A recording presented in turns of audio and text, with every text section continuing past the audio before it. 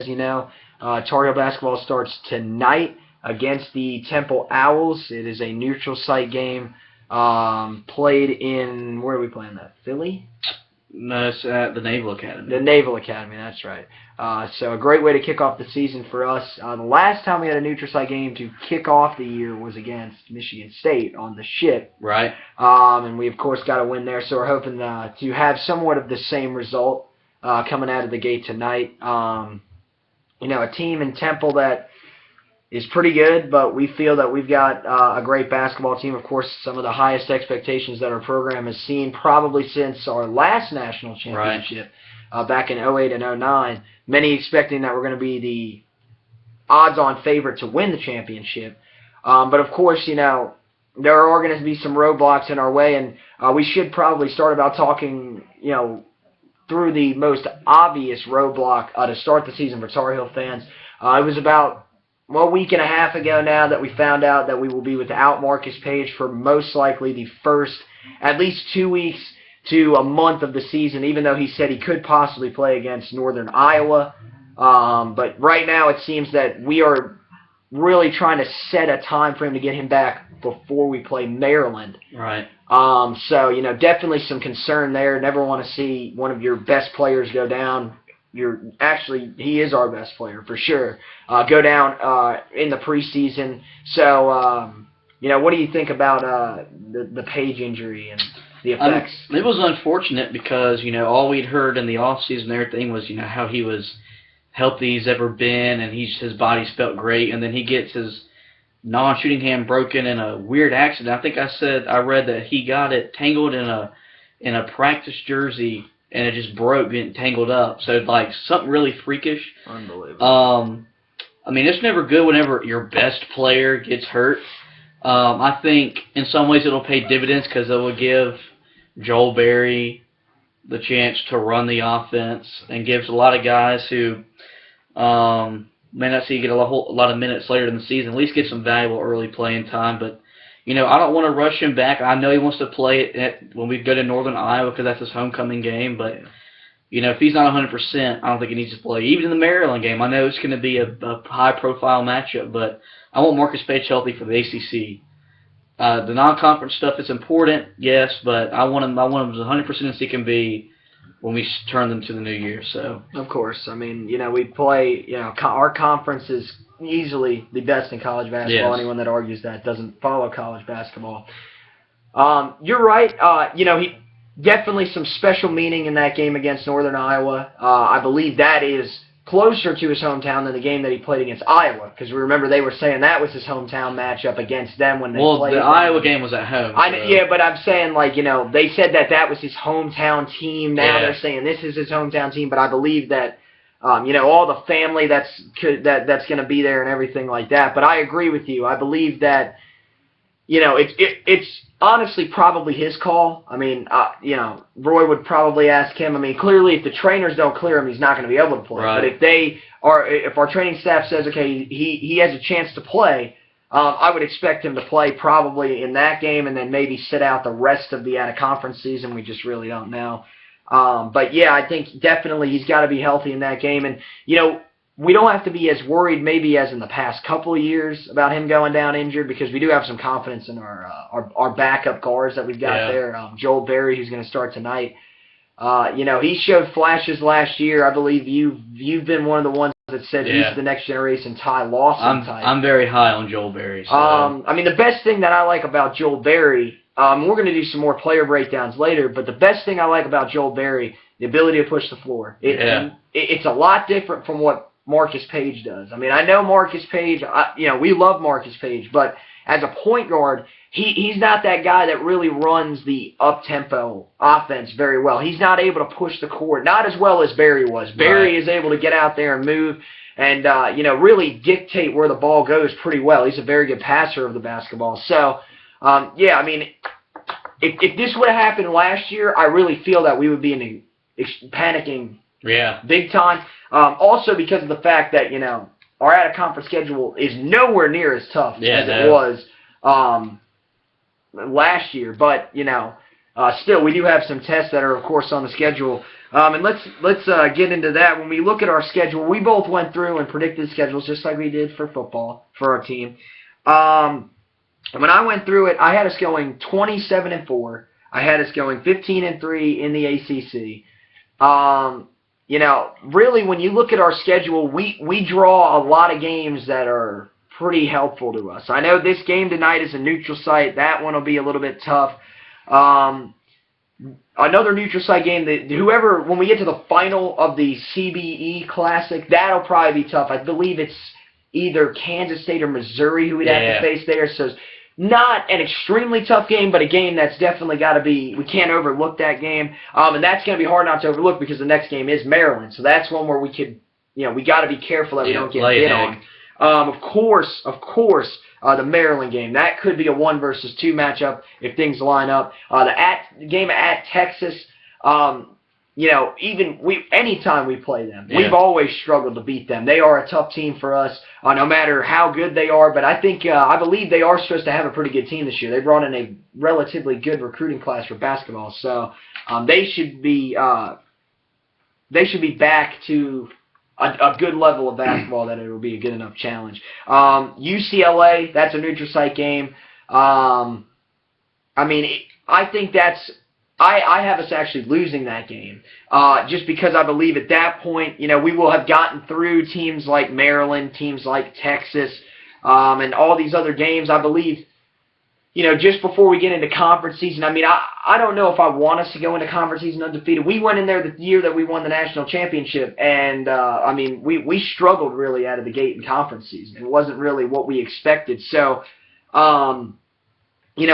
maybe a loss would be, I wouldn't say good, but it would kind of bring us back to reality because the expectations would be unbelievably high. But, yeah, I think that being a neutral site game will be the last tough test before we get into conference. And then once we get into conference, it's just a gauntlet of matchups. Now, out of the gate, we do draw pretty well out of the gate. We get Clemson at home to start. Never lost to them at home, so hopefully that'll stay as it is. Georgia Tech at home, that should be a relatively easier game. Florida State on the road, that's our first tough conference. And we always struggle there for some reason. Always struggle there. They've got a good player in Rathan Mays. He was pretty great last year. Size could bother us just a little bit with in the rebounding aspect because I remember I don't remember what their center's name is. Something with a B or something like that. Yeah. They got height down low. Yeah, they really do. They've always had height down low. That should definitely affect us. Then we're on the road at Syracuse. In previous years, I would say that would be an extremely tough matchup. I think it'll still be tough, but it's not quite the same now. They don't have the talent they had 2 years ago, and there will be no Jim Boeheim. No Jim Boeheim. That's pretty much what I think has me sold on us probably closing out a pretty, I'm not going to say easy victory, but I think we'll go in there, and we shouldn't have too much of a problem with them.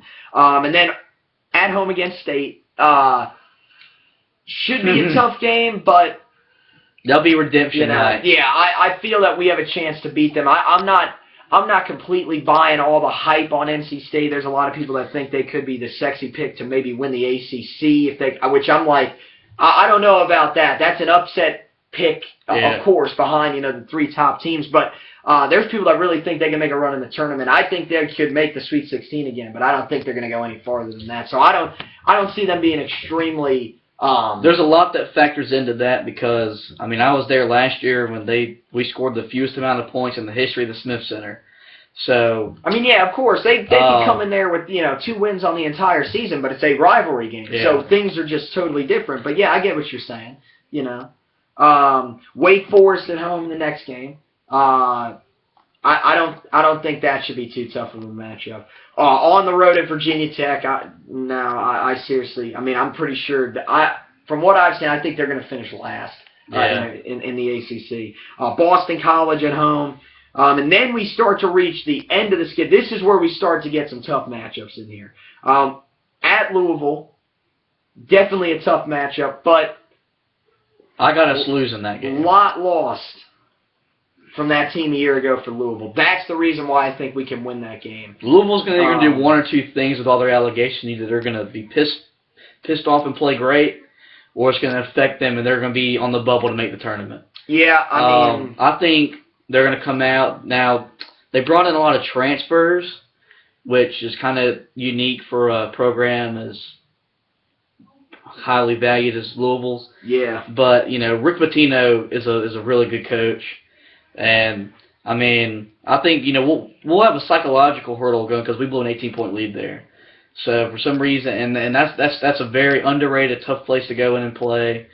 So, I mean, I got us losing there because, I mean, they're going to want to get back at us for, beating them in the ACC tournament and all sorts of stuff. So, I think that's going to be a really tough game. Yeah, I think, inside they lost a lot. That's where I think we can affect them. Bryce Johnson, of course, be big in that game. And really, I mean, the outside shooting for us. I mean, the offense is what's going to drive us in that game. But, yeah, I think, I mean, you said they got some transfers, so that means they've got some guys with experience. Maybe not at Louisville, but they've got some guys with experience. So it'll be a tough game, but I just have a feeling that we're a better team than them this year. Then we go on the road at Notre Dame. I actually have us losing this game. I think inside Notre Dame is big, and the problem with that place is that's you said an underrated place to play. Notre Dame is a very underrated place to play. Most people don't value that as a tough place to go into and win, but that place has become. I mean, that was at the end of their reign in the Big East. That place was unbelievably tough to go into. So now they're in the ACC, and I mean they've been very successful the last couple of years on the inside. They keep a lot of their guys like Augustus and Colson who were there last year at the end. They do lose both of their guards, but that's where it's going to hurt because they run a motion offense. So they lost Jarian Grant who plays for our Knicks, and we're very glad he's a Knick. But I think they're going to be a really good team. But losing the guards, which is so important to that kind of offense. And, the spacing and everything. Because like you saw the year before, they had no Jarian Grant. He was suspended. They were a 500 team. And then he comes back, and they were a play away from making the Final Four. So I think we're better than they are. And either we'll lose it at Louisville or Notre Dame. We'll probably drop a game. Yeah, there. That's where I'm saying. I just think it'll be the Notre Dame game. After putting so much into that Louisville game, for sure. And then the next at Boston College should be a win. We kind of get that's a good draw that we do get them twice. And then home game against Pittsburgh. This is one that is probably being overlooked by many. I have us winning the game, but a lot of people are overlooking this Pittsburgh team. This team is one of their more talented since they've left the Big East. So I think this will definitely be a challenge. Last year they blew us out. So and 2 years ago in the Smith Center we beat them in the final minutes. I mean, Jamie Dixon's they're going to defend the ball. He's a hell of a coach, and they're going to rebound. Oh, yeah. Definitely. They're the kind of team that we don't like playing because they're going to want to slow us down and everything. But I think we're at home. I think we have that bad taste because last year, God, they killed us. Not even close. I mean, they didn't miss anything, but they were on fire. I think we'll win because we'll finally be back at home after a nice little road trip. Yeah. So yeah, for sure. Yeah, I got us winning that game. Then it's them. Yeah. Down the road from us. Yeah. I'll never pick to lose to them, at least at home. No, I don't. I don't have us losing a home game. No, we won't lose at home to them. We are more talented than that basketball team this year. They have freshmen that are coming in there, but freshmen don't mean a whole lot. Look, people said that Kentucky was going to win a championship with freshmen. When you play in big games, okay, you're not going to – I mean, you don't have any experience in those types of environments. All I'm going to say is last year – people will always argue that. Kentucky plays in the SEC. That is easily – that's one of the easiest basketball conferences in all of college basketball. I agree. There is no one in that conference that can challenge that. The thing about the freshmen on report, and I mean, their freshmen last year, their trio of Jones, Okafor, and Winslow, when they needed to play big, they played big. I mean, Tyus Jones made so many plays last year, especially in the Durham game when we played them in hell. Yeah. They made a lot of plays. I mean, my thing is we haven't beaten them in over a year now. It's a home game. I mean, Page is going to want to, that's his last Duke home game. And so, I mean, I think we'll get him in the Smith Center. It's always a special game. but Duke's like even younger this year. I mean, like, they bring back Allen and Emil Jefferson and Matt Jones, but like Jones and Jefferson they're role players. I mean, they're not stars now. And Grayson Allen can be a star, but they're younger and look, could be a star. I think we're better. Oh, clearly. And you put us at home, I'll take us at home. Agree. I agree with you. Allen showed flashes. The only thing is, it took him all the way to the end of the season to finally get going. But I mean, whenever they needed him in the Final Four, he produced. But question is now, can he be the guy? He has to be the guy. Because there is no one else that they are seeing as better than him right now. Well, they're high on Matt Jones, and I mean, I know Krzyzewski talks up all of his players, but I mean, that team's going to be driven by the play of the freshmen. I mean, clearly, I think honestly, that what'll be on the line in that game, I mean, that'll be fighting for the ACC title right there. That game and the one in Durham at the end of the year, I think that's going to decide who wins the ACC. So that'd be great to see because it's been 3 years since they've played to determine the ACC regular season. Yeah, I think it's setting up like that. But yeah, I agree. The experience of our guys, and say what you want, experience in that rivalry pays off. It's the best rivalry in all of sports. Yeah. If you have experience, it helps because you got to know how to deal with the nerves. You got to know how to deal with the ups and downs because that is a game. I mean, it can turn into a game of runs where you. I mean, we saw it last year. Yeah. We were up 12 with 2 minutes to go and lost. Exactly. So yeah, you're not lying about that. Then from there we move on. We play Miami. That's always a tricky game for us because Jim Larenega's boys. But whenever they play Duke or Carolina, I mean, people forget they went into Duke last year and beat them by 20. Yeah. Not many teams can say they did that. But I mean, they had that one great year and people thought that the basketball program was gonna, take off. But, I think we'll beat them. But we've always, since I've been watching college Tar Heel basketball, we've always struggled with them. Yeah, they'll give us a run. I believe they actually do have a talented team. Yeah, I mean, they got talent, but I mean, we got far superior talent. We got the better coach. Oh, yes. It's clearly in Chapel Hill. Oh, correct. Yeah. Exactly. Yes, that is a home game. Yes, for sure. And then the next game on the road at State. That's iffy. Of course, that's always we beat them by 1 there last year. So again, like I said earlier, the hype around State is extremely high, but being an ACC fan, and we're not really ripping on State, it's just they haven't really gotten it done. Yeah, if they can show me that they can consistently get it done, then yeah, okay, maybe they would stand a chance. I think they'll be right around in the ball game. It's in their place. Clearly, they'll be there. But we are a far better team. Yeah. Inside, much better team. They won't be able to stop us inside. And at the guard, they've got one guy in Cap Barber, and he's hot or cold. You saw the way he played in the ACC tournament. What was it against Duke that they got beat by like 40 something? They got absolutely destroyed. I mean, he was terrible. I believe he was shooting at one time. I think the announcer said like 7% from the field or something like that. So. Yeah, I mean, you can't be inconsistent like that and expect to be beating teams like us and Duke and Virginia. So then from there, we go up to Virginia.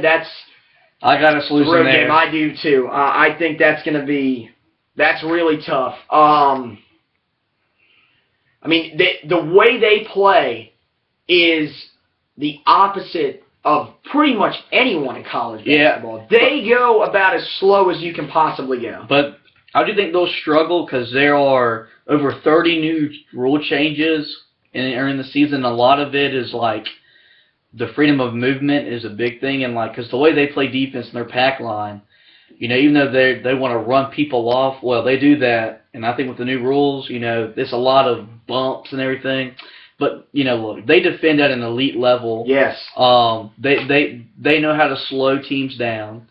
I mean, every time we play them there, we're normally stuck in a 50s kind of ball game, which we don't want to be in. But, yeah, I mean, I got us losing there. It's a tough place to play. Tony Bennett's a great coach.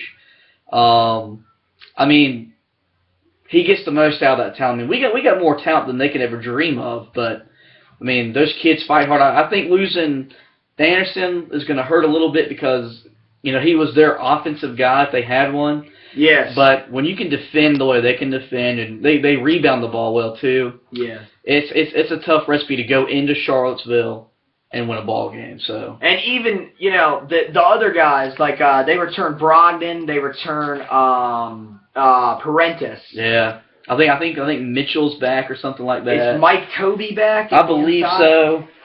The problem is with them, and we saw it, when they need to hit clutch shots, it doesn't even have to be Anderson. They find ways to knock down the shots that they need to go along with that defense. So, yeah, I mean, it's always going to be a tough game. It was even tough when they weren't even the greatest team going into that place and playing. Yeah. But now, for sure, that team's becoming, like you said, an elite defending team, and I think that is the only team that could give us or Duke a run at the ACC. If they don't give us a run, I don't feel anyone else stands a chance. But, yeah, I agree with you on that. Then we go back home, and we play Syracuse again. And that's senior night. That's a home game. That's senior night.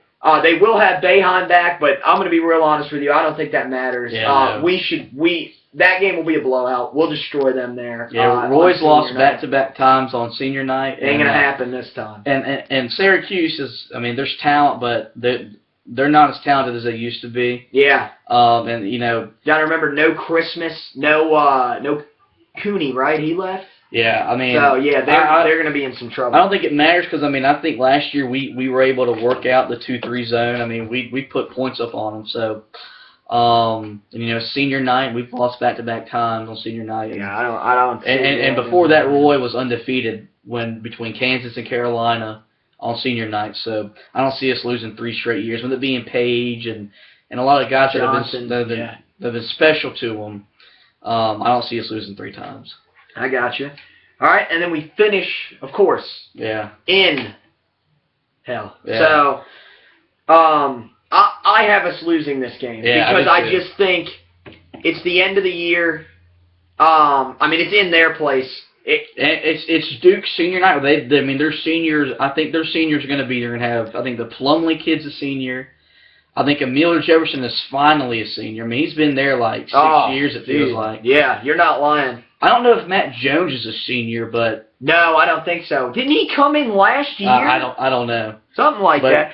Dude, soon they'll be turning senior night into senior citizen night. They'll be taking people out of the stands and walking them out of there because they're becoming just like Kentucky. Well, hopefully one day Krzyzewski will be walking out. They won't have to deal with them anymore. Oh yeah, right. I bet you they're hoping the same thing for Roy though. So two great coaches. We can agree on that, but of course. Neither side's really very favorable. Coach, but we respect what both of them have done. So, like I said, 27-4. I believe you have us 28-3 because you don't have us losing that game to UCLA. So you got us going undefeated in conference. Very respectable and easily should be a 1 seed. By far, I think even with that record, we would be ranked first in the country because I believe we would probably go and win the ACC title. I don't know where they're playing that this year. I think it's not Greensboro, right? If it's not Greensboro, we're in the Verizon Center up in D.C. for a few years. Okay. So we'll hopefully roll up there, and I think we'll have success. Of course, I think it's going to come down to. Hopefully we don't got to play 4 games in 4 days again. So hopefully it's 3 in 3 days. Yeah, no, I seriously doubt it. So for sure, I think we'll be in a good position. Looking at the schedule, at a conference we play 2 true road games. That is it at a conference. We play at Northern Iowa and we play at Texas. And there's no Seth Tuttle with them this year, so they're not going to be as great in Texas. Yeah, it's a toss-up. They bring in Shaka Smart.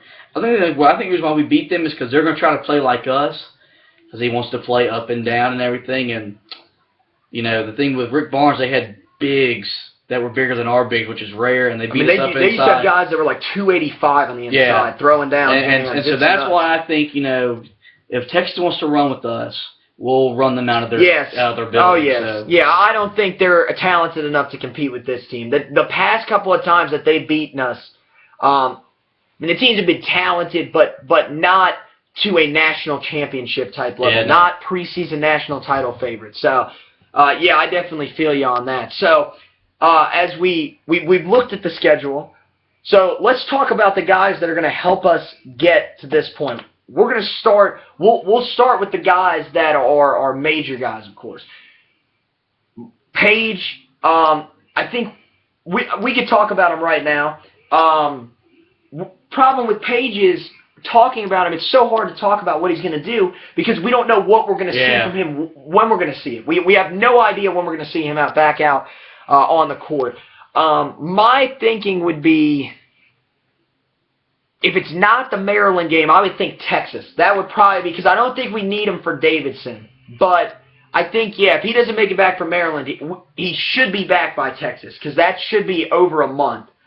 I mean, clearly the leader of this team. He can score just about any way he wants to. Mm-hmm. We've seen him in clutch moments. He's one of the better players in college basketball in clutch moments. The only thing that I really want to see from him that's a little bit different than last year, I would like to see him start a little bit better in some of these games. When he comes out, he had a lot of games where he would come into the second half, and we'd go late in the second half, and he would have, maybe 10 points, 12 points at most.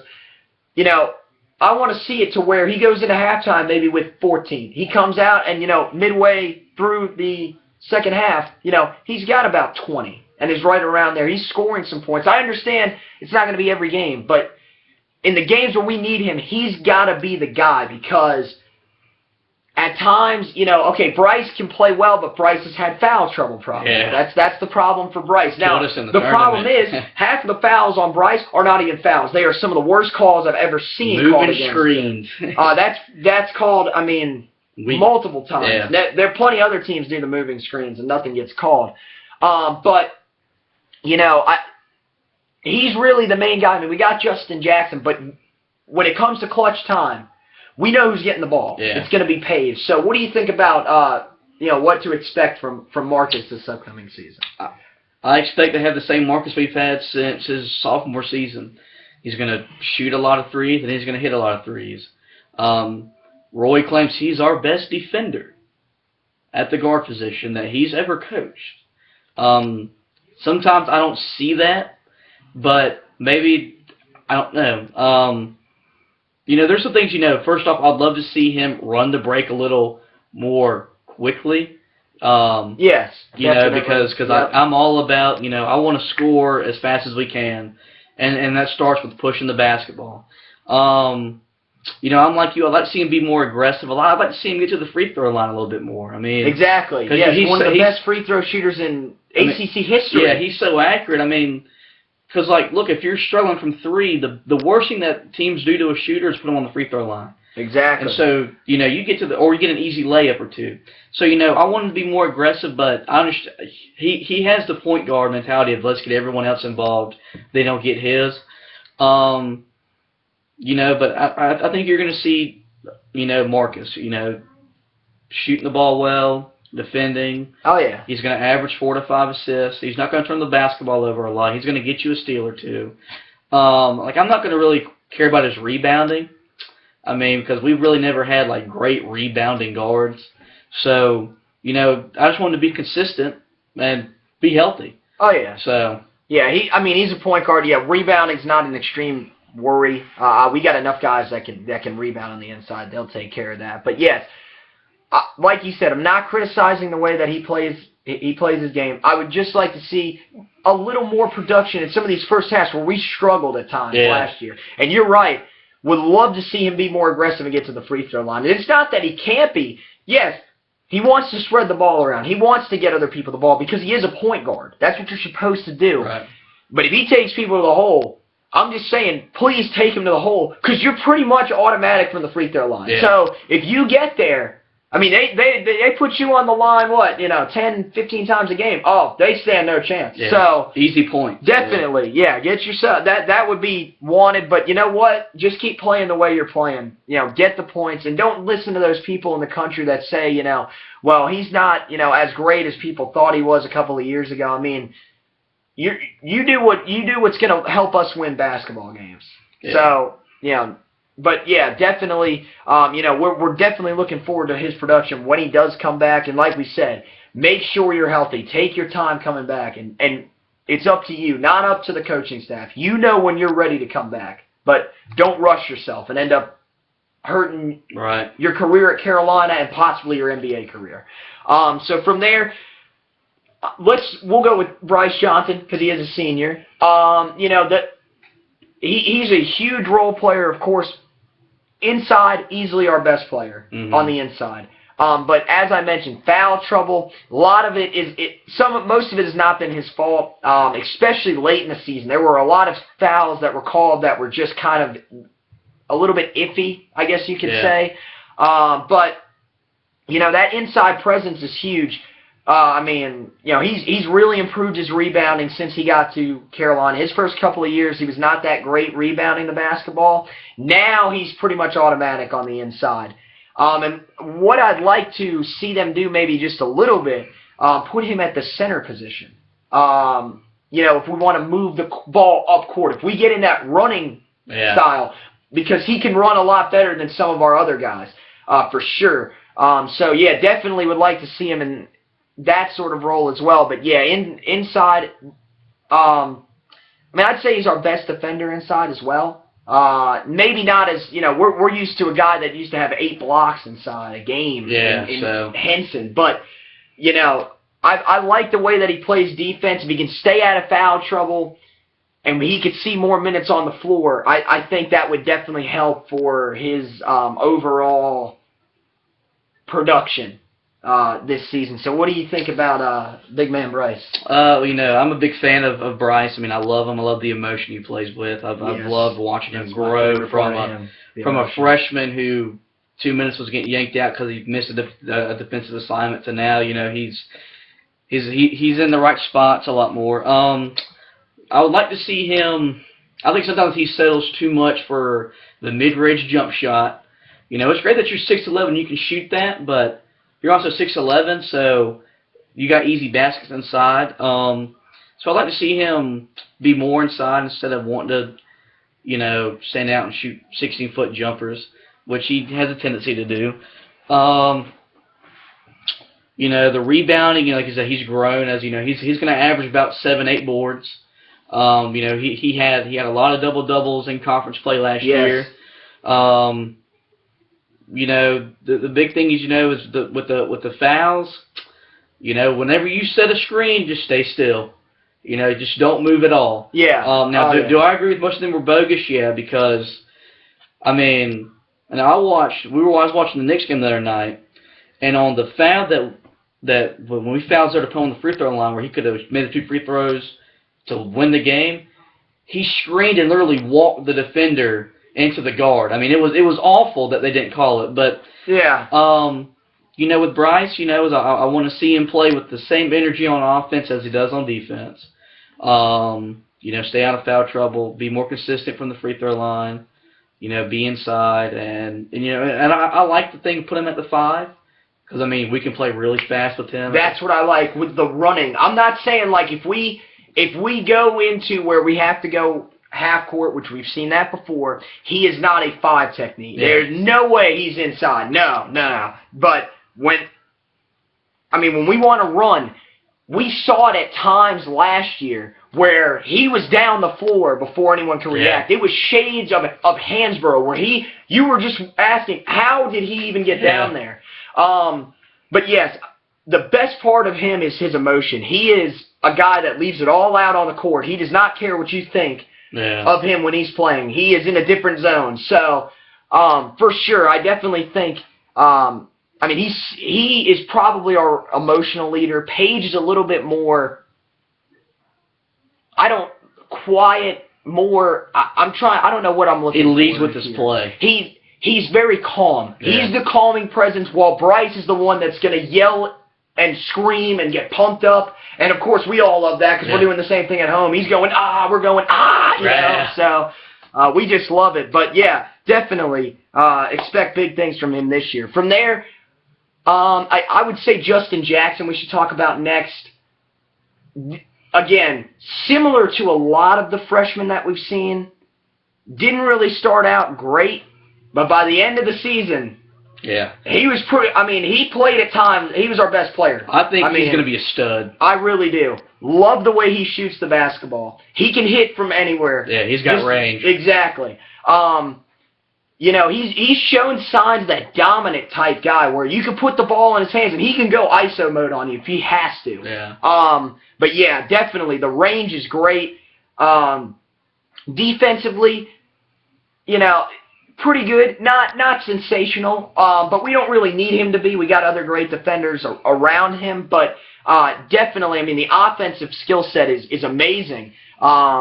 You know, for sure, and definitely some room to grow still. I mean, he's only a sophomore, so he's got a long way to grow.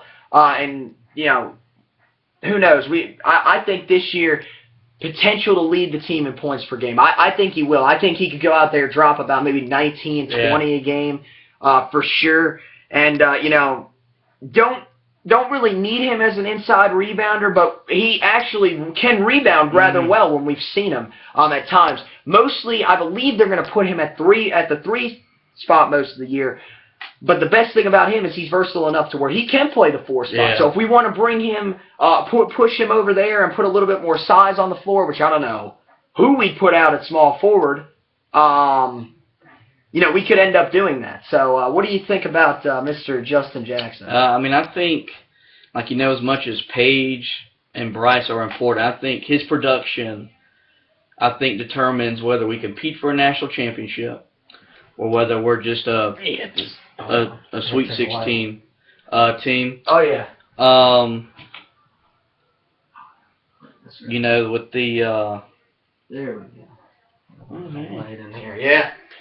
You know, with his ability to shoot, I mean, we saw it from about the ACC tournament on. I mean, there were times it was like Roy was calling plays for JJ. I mean, I remember in the Wisconsin game, I think he hit a 3 late that gave us a lead. And I think it was on an out-of-bounds play. So he's got a lot of potential. I mean, I saw last year, because I watched, you know, his first game as a freshman. He struggled, but I was like, whenever it all comes together, he's going to be great. You know, he can defend because he's got length. So he can also rebound. He's not really quick. Like, he has speed that's deceptive, but he's versatile enough to be able to, you know, go inside and get a step on you, or he can recover a step, mainly with his long arms and everything. But I mean, I think he's going to be the kind of, you know, the guy that, you know, if he plays great, I think, you know, we could put a banner, you know, cut down the nets. Yes. If he struggles all year with his shot and everything, and that, you know, whenever an offensive guy struggles scoring, it affects the way he plays defensively. I think it'll hurt us.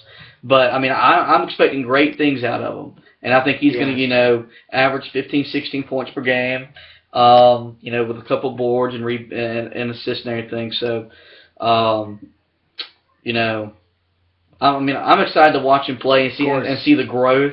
Of course. You know, because we saw how much he grew in a month last year. I mean, yes. Imagine whole off season and all the pickup games with all the NBA alums and everything. So, you know, I'm excited to watch him play. Yeah. I agree with you. You said last year it looked towards the end of the season as if they were drawing plays up for him. And I know personally I wanted them to draw plays up for him because, no offense to Marcus, he was playing the best on our team at the end of the year. He was the guy that had the hottest hand. Yeah. And we were praying for them to feed him the basketball. I know at the start of the year, you know, his play was a little bit questionable, but by the end of the year, he was probably my favorite player on that team. I really love the way that he plays offensively, and I think for sure, like I said, I think he could easily lead us in scoring. And I think he will. I think he's going to have a great year. And you said a whole off season. You're playing against some of the better players to ever come out of Carolina, which are pretty great. So yeah, you're definitely going to get a good look, and you're going to keep building and getting stronger. So you know, we haven't really heard a lot about him in the off season. I mean, a lot of the focus has been on Paige and on Bryce, but I mean, we don't know what we haven't seen anything about how he's built up, but I'm assuming he has. And like you said, with the speed on the fast breaks, I'm not saying that we don't need him to run, but he can knock down the outside shot so well that if he does trail behind, he could be that guy that they end up leaving behind for a 3. And who doesn't want to take those? I mean, if you got that open, take it for sure. So, yeah, definitely expect some good things out of Justin Jackson. The final guy that was from our starting lineup from last year will be Kennedy Meeks. He's going to start down low again.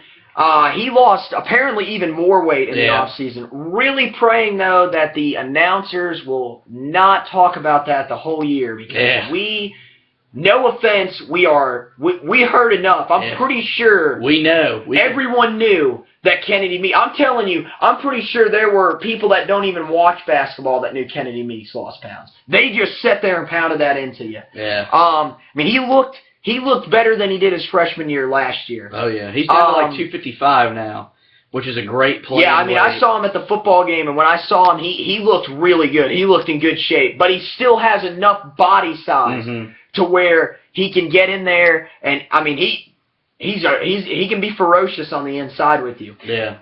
And the thing about losing the weight and everything like that allows him to run the floor better. I know his freshman year, whenever we did run the floor, he struggled to get down the court a little bit. Now I'm assuming that's definitely changed. And, you know, even the size sometimes hurted him rebounding. Not because, you know, I mean, trying to get leverage with this big body size. Yeah, I mean, that's a little bit tough against guys, you know, you got dudes from Florida State, they're like 7'2", rebounding. They reach up, they got to rebound. So, but yeah, definitely like the way he's conditioned himself. And, yeah, he's looked pretty great. And last year, something that we saw from him was he started to develop his offensive game to where he could get away from the basket just a little bit. Something that no one really expected. We were pretty much thinking this guy's just going to be an inside guy. You know, again, at times, you know, the defense is pretty good. But again, he's another one. Same thing. The inside guys, they all get into foul trouble. Now, part of that is the referees because nowadays in college basketball and the NBA, if you sneeze in the wrong direction, they'll give you a technical foul, and you're probably going to get a flagrant or something. Right. But yeah, I like what he's shown us, and I expect good things again this year from Kennedy Meeks. What do you think? I'm going to piggyback on what Roy has said. He's lost all this weight, which allows him to be more explosive. He also should be able to play more minutes. So with that being said, I expect him to be able to, dunk the ball sometimes instead of laying it up. I expect him to be able to play in longer stretches whenever you don't have the dead balls and everything. Inside, it'll allow him to get off the floor because every time he shoots, he's flat-footed. He's also a little bit more weight. He should be able to get some lift and put his big body up in the air and draw fouls and everything. He's so much like Sean May, I never watched Sean May play. I was young, but the way that he plays is considered to him as the most look-alike. I don't know if he has passing ability like Sean May, because Sean May could pass the rock, but I think he's going to be a guy who's going to average 12, 13 points, and I think he should be a double-double guy. I think he should walk in and average double figures in points and rebounds. The problem is, with our two guys inside, they don't really alter shots, but as long as we clean up the glass, I don't care if you don't block shots, as long as you rebound misses. You saw where he could step out and hit a mid-range jump shot, and that's great because that opens up so much more of our offense because you saw whenever we had guys like Zeller and Hansborough, that opened up three-point shooting and everything else. Oh, yeah. Whenever you have that capability for your bigs to literally, when you can play five guys around and not have to pack two inside, it opens up everything. Look at Golden State in the NBA. They play five guys around the perimeter, and look what it does. There's lanes all over the place. Oh, yeah. So, I think he's going to be, he's only a junior. He's not going to lose any more weight this year. But as long as he stays, healthy, don't put any more weight, just stays in shape, I think he's going to be a really important part to our basketball team. And also one of those guys, if we want to win a title, he's got to play well. Yeah. Yeah. You got to have a good center down low. Oh, yeah, for sure. And, there were times last year where he showed the signs of dominance. Like, he's not that guy that you can get it down there, okay, he's going to have, 6, 7 points a game. There were games, I believe in the Duke game, was when we saw where they literally had to feed him the ball because he was the hottest hand. Yeah. He was finding all sorts of lanes. He was knocking India on the inside. And that's the thing, like, that weight inside, use that as an advantage, and he does. He will bully you down inside. Yeah. He gets it. He will hit you and knock you all around, and that's what he needs to keep doing for sure. So we mentioned those are the 4 starters from last year. We did lose J.P. Tokido to the NBA, and we of course wish him well with whatever he ends up wherever he ends up going. I believe he got cut by the Sixers, so hopefully he can find another job somewhere here or maybe even overseas. But in his place is a guy that, last year showed some signs off the bench. Of course, he had the freak foot injury that really ended up just destroying what was a good stretch of basketball that we saw from him. Theo Pinson now becomes a starter. My most memorable game of him last year was against NC State, where he went nuts in that game. But, a lot of people wondering who should have started, either him or Joel Berry. Pinson, like you said, I believe you said he did change his shot over the offseason, or at least his release point over the offseason. So hopefully he can, become more of a starter type than just a bench player. It is somewhat of a transition. It's not as easy as it would seem. But yeah, I think definitely a guy that showed a lot of potential when he was healthy last year. And if he can build on that potential this year, he could definitely be a big-time player. And he, starting at the starting shooting guard position is going to be, that's a vital part of our offense, especially with the up-tempo. Yeah. He's going to have to be able to run the floor well, and from what we've seen, he can run the floor relatively well. So what do you think about Theo Pinson? Well, I'm going to be honest with you. I think whenever Page comes back, he shouldn't start. I want Barry to start. That's my personal opinion. But he's like the Energizer Bunny. He's like, the Danny Green type. Whenever we jump around, he's like freaking out on the sidelines or on the baseline. What he brings is great energy offensively and defensively. He can defend. He's got length. He's got to work on his jumper. And from what I read, Hubert Davis has done wonders with a lot of our guys' shot, and he's supposed to be the next one in line. Because when he shot, he brought the ball from his hip up. Now he's going to have it already cocked and ready to go. I think whether he's a starter full-time or a bench full-time, he's going to be a good contributor because, he plays both ends. He can score. He can dunk. Yeah. So we can run, we have a tendency of running out-of-bounds plays that we get dunks or layups off of. So he could be a guy that we can use that off of. So I expect him to continue to grow. I think, whenever we'll see the best of him will be, of course, his junior year. Because there's just a lot, because he didn't play a whole lot as a freshman. Yeah. So, I hope he stays healthy. I'm going to cheer for him, as always, he's a Tar Heel. But, there's still a lot to be proven, and, I'm looking forward to watching him play. So. Oh, yeah, definitely. And, but, like you said, when we want him to stay healthy, because when he was healthy, he did show signs of being a guy that could be very effective. And we could definitely use that, whether or not he is starting or whether or not he is coming off the bench. Guys are going to rotate in there, so either way he would probably get about the same amount of time playing.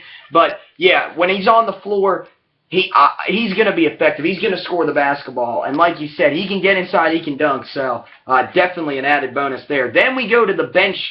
The most significant bench player probably is Joel Berry. Right now he's not going to be a bench player, of course. He's going to start tonight. At the point guard position, like we said earlier, comparable to Lawson. Now he plays.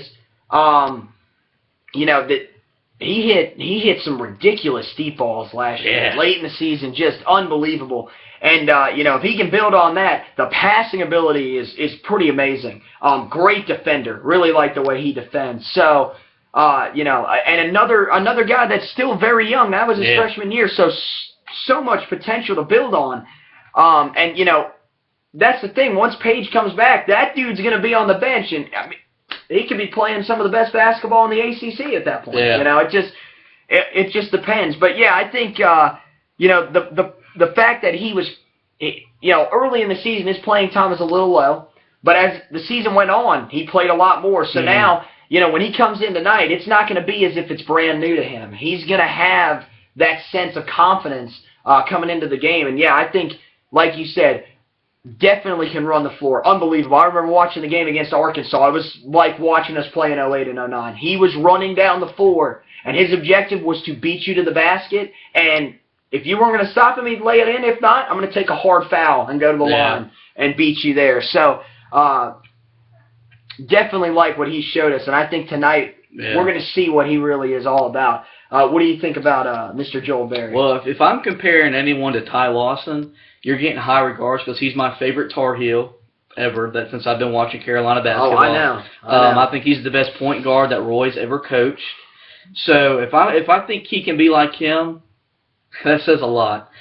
He hit, speaking of the deep ball, he hit 10 of his last 23s to end the season. So he has range. He has the ability to get to the basket because he's strong. Yeah. He's not fragile. He's got some muscle to him. He's got great speed with the basketball. He can defend, and whenever we inbound, we're across the timeline within 4 seconds. There's no. That's the plan, at least. Yeah. There's no walking it up. No. I think. I'm glad he's starting tonight. I think whenever Marcus Page comes back and he's healthy, he should still start, and we should put Page at the 2. Yes, I totally agree with that. So, I said that last year. I mean, after the tournament, for sure. I mean, I think he's going to be a stud. I'm ready to watch him play tonight. He seems pretty chill about starting. He's just kind of like, yeah, I'm starting. But it means a lot, because I think it'll be his first career start. So hopefully there's no nerves tonight as we play Temple. But I'm ready to watch him play. I love his game, and I trust him to do great things in Carolina. So of course. Yeah, like you said, whoever starts and Page comes back, either one of them, they're going to be good. They will get their minutes. And yeah, I mean, if you're comparing him to Ty Lawson, I mean, I'm pretty sure that you think of Ty Lawson as the greatest. I mean, if the Knicks got him, I'm pretty sure you would call me on the phone just screaming because you love him. I mean, I loved what Ty Lawson did as well. Unbelievable point guard, and I totally agree with you. Best point guard that Roy's ever coached. I don't even think it's close. No offense to Raymond Felton. Yeah. He was that good. And yeah, there are signs that Barry can be like him. And I love the confidence from Barry. Yeah. You starting? Yeah. Goes Marshawn Lynch on him. Yeah. I love it. Yeah, then from there, those are the real major players, but we are going to have some bench guys that are going to clearly factor in throughout the season. I guess we could start with the guy that some people were talking about maybe should be our starter tonight. I definitely think we went with the right guy. Yeah. Nate Britt. But I'm going to give this to him. Late last year, he showed what we've been expecting from him for a long time. Like you said, his play is just inconsistent. There are times where he's really good, and there are times where he can't hit anything. My thing about it is, if he can become consistent, he has shown signs that he can be a good player, and he was pretty highly recruited as well. Yeah, I mean, the kid came out of Oak Hill, so yeah, I mean, he's got talent, and we're not saying that he's a bad basketball player. Yeah. You're on one of the best teams in the country. You are on the best team in the country. I don't care. I'm a Tar Heel fan, and I know my team's the best. Yeah. They're better than everyone. But definitely the problem with this position is though this is the third point guard we were talking about. That position is so deep. I mean, Nate Britt, if he played just about anywhere else in the ACC, he could probably be a starter. Right. But yes, consistency's been an issue. But I think another season in the off-season workout program, he's playing against these guys, like you said, from the NBA. He's playing with these teammates, and from what I've seen, a lot of people have confidence in him. From what they've seen, they've said that he's grown. We don't know. We wouldn't be allowed to go to practices. Yeah. We're not media members, so we don't know. Maybe he comes out and drops 30 tonight. Who knows? But here's my thing: before Page comes back, 30, okay. Before Page comes back, he's gonna have to be key because he is Barry's backup. When we got to put someone in at either guard position, really, it's got to be him. So he's gonna have to be more consistent, and there is potential, like I said, we saw last year. the range started coming to him. He was able to start knocking down some shots in some big moments. But, still, if he can get that consistency going, I think he could be a great bench player. What do you think about Mr. Nate Britt? Oh, Britt. He's like a headache. There's like one possession, he makes the right play, and the next possession, he goes, quote, brain dead. Consistency, that's really the big thing. This second season with his jump shot being right-handed and his free throw being left-handed. He had a great game last year at home against Syracuse. I think he hit like 5 threes or something like that. The big thing where he contributes is he defends. Yes. And so, sure. whenever he comes in, we don't ask him to score. Now I'm a kind of guy I like seeing my guard score, but he's not a scoring guard, and we got to live with that. But he's got to be more consistent, really, with his decision making on where to move the ball. Sometimes it's just questionable, because it gets us out of our set and everything. But, I've heard a lot of great things that he's greatly improved. He's a lot more smarter. He's got confidence in himself. Good. That's what we want to see. And so I think we'll see a solid Nate Britt this year because Roy ain't gonna deal with crap. We know that. So, yeah. The thing that I like about him, like you said, very good defender. Definitely someone we're gonna need. Losing Tokido, he may be our best defender, I think, behind Bryce. Overall, he can really shut you down at the point guard position. Also, I think the fact we have not been an up-tempo team in a while. Roy wants to get back to that, like up-tempoed. I'm not talking about, okay, let's just run the floor, and then once we get into the half court, okay, now we'll pull back and set up. No, they want to run the floor completely. Britt, he can run the floor. He's not slow. So if he can get in transition, make some layups, definitely. Easy buckets for our offense. Yes. And getting to the up-tempo thing, Roy says that they practice with a 15-second shot clock, so that shows how much he wants to get he wants to pick it up. I believe he said that he didn't think 30 seconds was enough for a shot. They should have cut it even lower. Yeah, I wanted 25 personally. Yeah, oh yeah. So from there, I would say our next guy that we want to go with off the bench is Isaiah Hicks. Yeah. Great upside. Great upside. He showed a lot last year, both offensively and defensively. The length is scary. Yeah. The ability to run the floor is even scarier. Yeah. It is unbelievable because here's what I'm thinking. If we go, into that set where we're like, okay, we want to run tempo the whole time, you put him and Bryce out there running down the floor. Problem is, they may just run into each other because they'll both be hauling it down the floor behind these guards. But yes, at the end of the year, I thought probably the guy that showed the most for the future. Yeah. Definitely a guy that's going to be a big-time player. Here's what I'm saying. When Bryce leaves next year, Isaiah Hicks sliding in there, I'm not fearful at all. I feel maybe possibly even more confident if that's even possible. It's just crazy to think. But yeah, he showed a lot last year. He even has range on the shot, of course. And then on the inside, the big size will definitely help him. So what do you think about Isaiah Hicks coming off the bench? Well, he's a big physical specimen. He can score inside, he can score outside. He can rebound the ball. He can block shots. He can defend. He can run. He's everything that Roy wants in a big. I've loved him. His freshman year, Bo didn't play but like 6 minutes a game or something like that. We didn't even. If you weren't a diehard Tar Heel fan, you didn't even know he was on the roster probably. And then last year, he was a lot more confident because whenever he played as a freshman, he had to play as a small forward.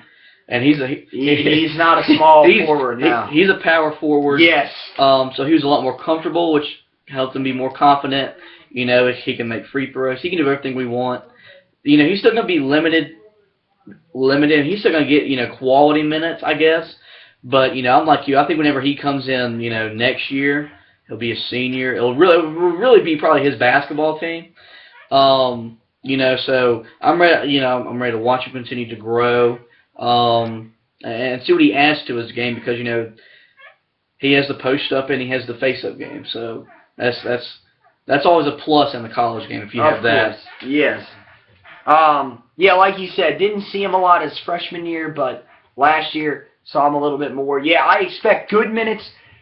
Not great minutes. I mean, clearly Bryce is our guy, and Kennedy's our guy at center. But first option off the bench on the inside. And the thing about it is he will get his minutes because with the foul problems, he was probably the most consistent one with not taking fouls. He's very smart defensively. And like you said, about as close as we're going to get this year to John Henson on the inside with blocking. Which, I mean, no, he's not even close to John Henson, but that's pretty hard to get close to.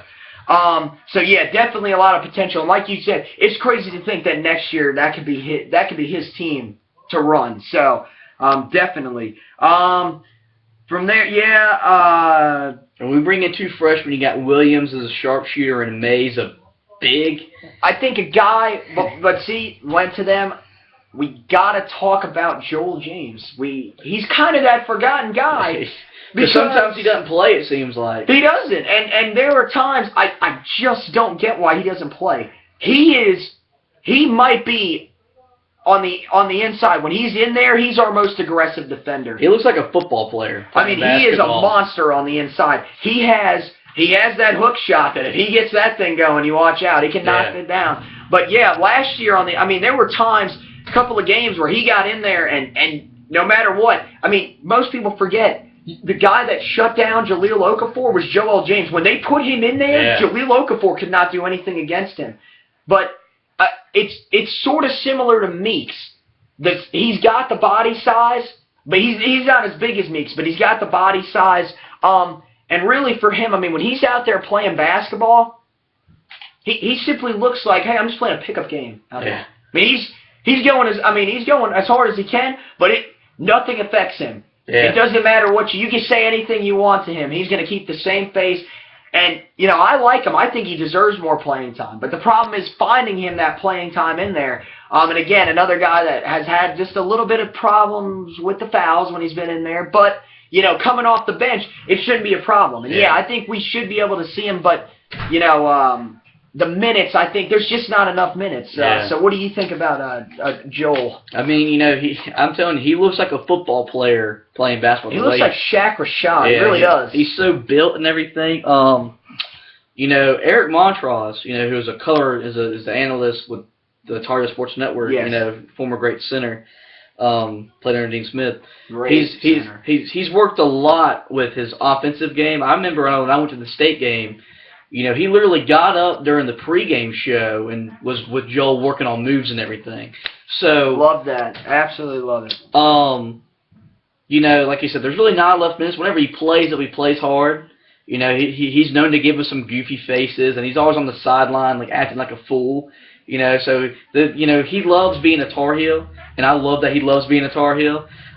He's. I'm going to be honest with you. He's one of my favorite players because when he gets in there, I mean, he values the minutes that he plays. Yeah. He knows that, Roy doesn't put him out there a lot. So when he's in the ball game, he's going as hard as he possibly can. So, and I love that dedication. He has the ability to score, and he has the ability to defend, and he can hit free throws and everything. So I enjoy watching him play, but he just doesn't, barring some, knock on wood freak injury or something like that, he's not going to play but maybe 6, 8, 10 minutes a night. So that's all it is for the big fella. Oh, yeah. From there, you mentioned two freshmen that'll come in. They've said that they will get roles. Luke May, we had him for a while. This was a guy that was, for a while, the only guy in the entire recruiting class. Lot of potential. They love his size on the inside. But again, problem with him is it's his freshman year. Not going to see a lot of minutes because of the depth that we have there. But when he is on the floor, from what I've seen just a little bit of tape on him, not much at all on Kenny Williams. Yeah. We just know he can shoot. He can shoot. When he is inside, he is a big guy, so he can get in there and knock you inside, knock you down into the post and get the shot that he wants. So again, minutes will be a problem for him. Kenny Williams, from what I've heard, he is setting up to be one of our better three-point shooters, which we can definitely use because we have not really had a lights-out three-point shooter. Yeah. Maybe since Ellington. That was about the last guy that you would say was almost automatic. I mean, we had Bullock and Hairston. I mean, them two. Hairston just didn't shoot enough threes to be. I mean, the thing was, like, he's not remembered for shooting the three because he could do it all. Yeah. Bullock could knock down the three. That's a very good point. But yeah, I mean, I like the potential of him. Again, true freshman, so there are going to be some kinks that he has to work out. But his best time to step up is going to be now with the with Page being out, and he will see some chances because really there are no other true shooting guards behind Theo. I mean, he's about as close as you're going to get, so he could end up seeing the ball a little bit more. Other than that, not many guys that are expected to factor in. Most of these guys you won't know unless you're a big time Tar Heel fan. But guys that, if needed, they can see the floor. Stillman White, who's been there for a while, he went away on his mission trip. We call him, the Stormin' Mormon. That's his nickname. But don't undervalue. Remember, he had to play as our starting point guard in the Elite Eight a couple of years ago. So, never know. I mean, if he gets out there, he could play some value minutes. Justin Coleman, great to see that he actually got a scholarship. Yeah. So you never know. He could factor in. Spencer Dalton, I believe he's a senior. I don't know if we'll see him much. Toby Egbuna, he was called up from the JV squad. Yeah. So we could see some minutes from him as well. And then, of course, we know him from the football team. Yeah. Our former quarterback, Handler Coker, as well. He decided to play basketball this year, so who knows? You really don't know. You can't take these guys out of the equation because injuries or, maybe someone just gets hot. You don't know who could step up. So, of course, we love all our Tar Heels.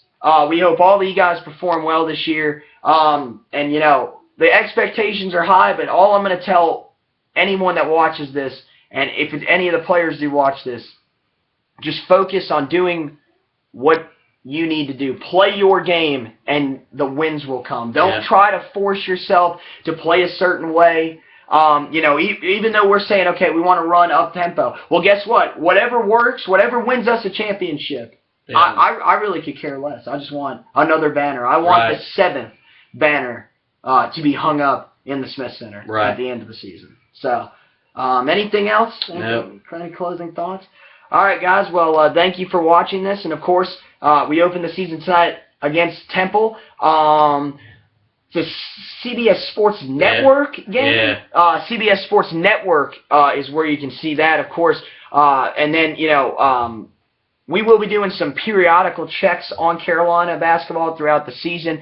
So just a couple of games that will come up. Then we play on the 15th at home against Fairfield, the 18th at home against Wofford, and then the 21st we're on the road at Northern Iowa. So just a little bit of a look ahead. So, guys, thank you for watching this. You can follow me, of course, on Twitter at Future Tar Heel. You can follow him at Future UNC Grad. And, if you guys like the video, subscribe. And as I said, we will be talking about the Tar Heels throughout the season. And, of course, we still got to talk about our football team going on the stretch. Want to mention them really quickly. 8-1, chance to clinch the division this Saturday. So, go Heels. Let's beat Temple, and let's have a great year, guys, and bring home another championship.